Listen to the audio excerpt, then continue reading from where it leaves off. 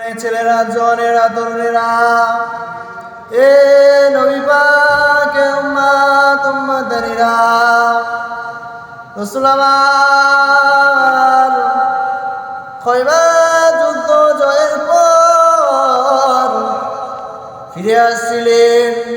এমন সময় আমার রাস্তার মধ্যে একজন গাধার সঙ্গে তার মোলাকাত হয়ে গেল।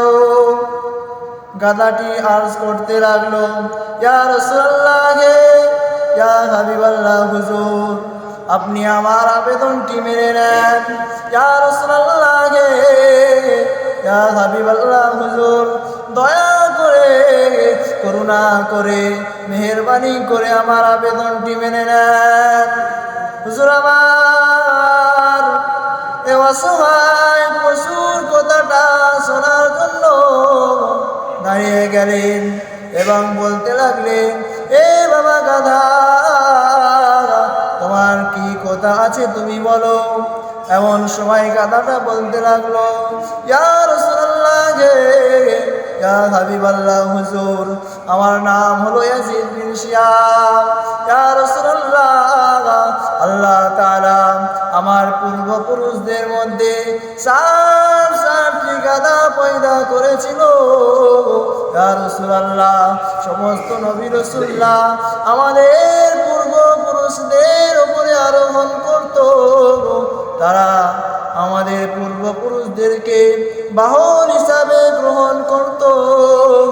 ইয়া রাসূলুল্লাহ, আমার আন্তরিক আশা হলো, আমার আন্তরিক বাসনা হলো, আপনিও আমার উপরে আরোহণ করবেন, আপনিও আমাকে সাওয়ারি হিসাবে গ্রহণ করবেন। গাধাটা বলতে বলতে আবার বলতে লাগলো, ইয়া রাসূলুল্লাহ, ইয়া হাবিবাল্লাহ, হুজুর আমার এই কথা বলার হক তো রয়েছে বটে, কেননা এখনকার সময়ে আমার পূর্বপুরুষদের মধ্যে আমি ছাড়া আর কেউ নেই, আর কোনো আল্লাহ রসুলও নেই, সুতরাং আমি একা রয়েছি, আর রসুলদের মধ্যে আপনি রয়েছেন। তাহলে আপনি এখন আমার পিঠের ওপরে আরোহণ করবেন। রসুল আমার সাথে সাথে বলল, আমি তোমার প্রস্তাবটা অ্যাকসেপ্ট করে নিলাম, আমি তোমার নিবেদনটা গ্রহণ করে নিলাম, আমি তোমাকে বাহন হিসাবে গ্রহণ করে নিলাম এবং তোমার নামটি পরিবর্তন করে আমি ইয়াফুর রেখে দিলাম।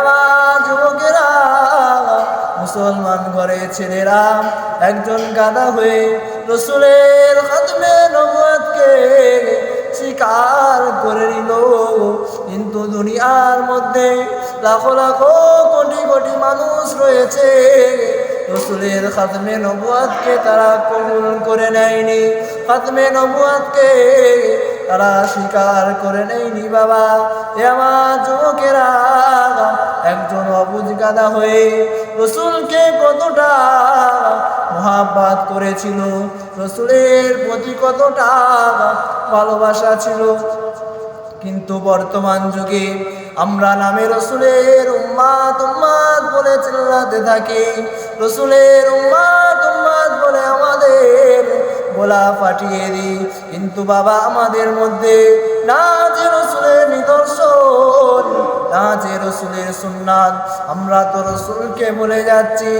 এ বাবা যুবকেরা, আমার আব্বা জানেরা, দুনিয়ার মধ্যে বাঁচতে হলে বাবা রসুলকে মহব্বত করতে হবে, রসুলের সুন্নাতকে আটকে রাখতে হবে।